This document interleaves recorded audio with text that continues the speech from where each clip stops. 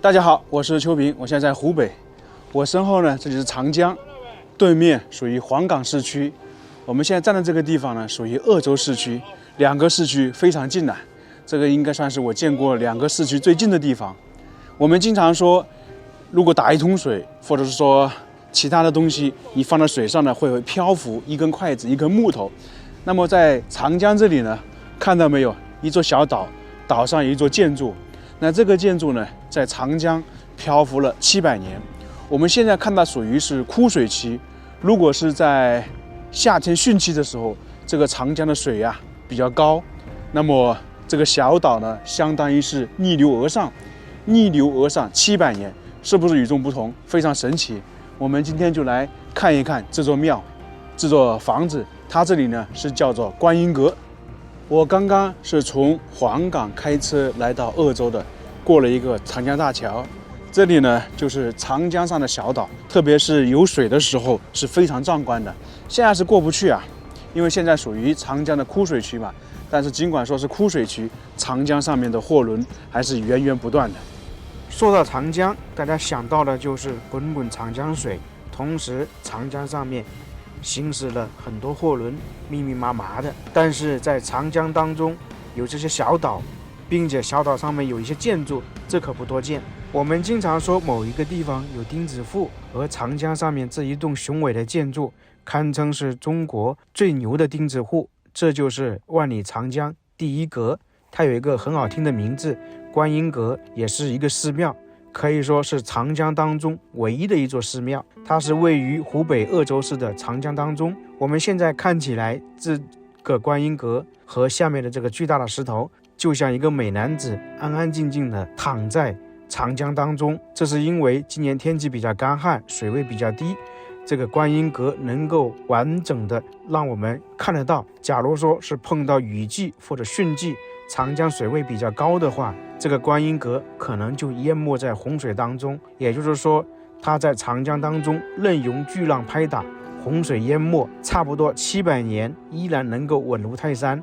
我看过一些资料，长江水位高的时候，能够把这个观音阁差不多全部淹没，只剩下上面那个螭尾，就是房子的顶部。上面这个观音阁长度大概是24米，宽度10米，高度14米左右。这个观音阁是坐东朝西，逆流而上。它还有一个很好听的名字，叫做龙盘鸡寺，主要是因为下面这个小岛这块巨大的石头就叫做龙盘鸡，所以有这样2个名字。建筑是始建于元朝时期，到现在将近700年。观音阁的基座是以条石垒成，建筑本身是用青砖砌成，是典型的木框架结构，亭阁式建筑。里面呢，面积总的大概是300多平方米，布局得体，构筑精巧。从画面中也可以看到，这个建筑呢非常漂亮，它是典型的江南民间建筑艺术风格，在万里长江中仅有一处，所以才称为万里长江第一阁。当然，我们在重庆能够看到一个百宝寨，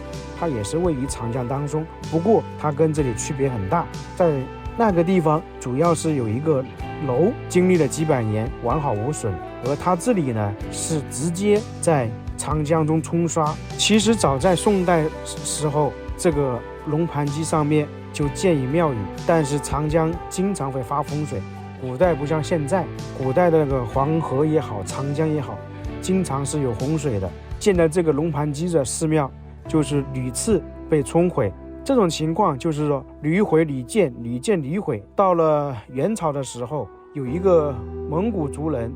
他就在这里建造了龙盘鸡寺，就是我们现在看到的观音阁的前身。那么这个观音阁能够在滚滚长江中屹立700多年不倒，到底有什么奥秘？这是因为他们在建造这个观音阁的时候，就考虑到长江里面的洪水，所以在观音阁前方砌了一堵石墙，有2个作用，一个是减缓水势，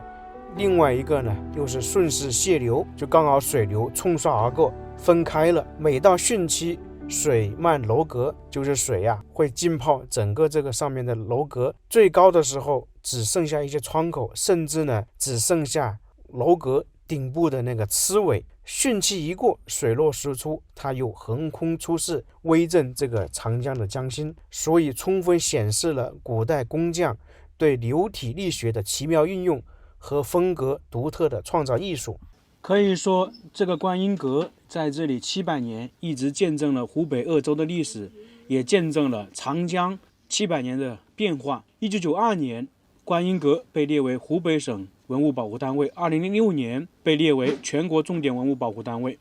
在今年持续干旱情况下，长江鄂州段水位突破了157年以来最低，观音阁和下面的龙盘基也是157年以来露出的最多的一次。观音阁也被称为是中国古代的逆天工程，因为在长江一座小岛上面建造这样的建筑确实不容易，特别是材料是要从岸边运到这个小岛。古时候的长江又跟我们现在的长江是不一样的，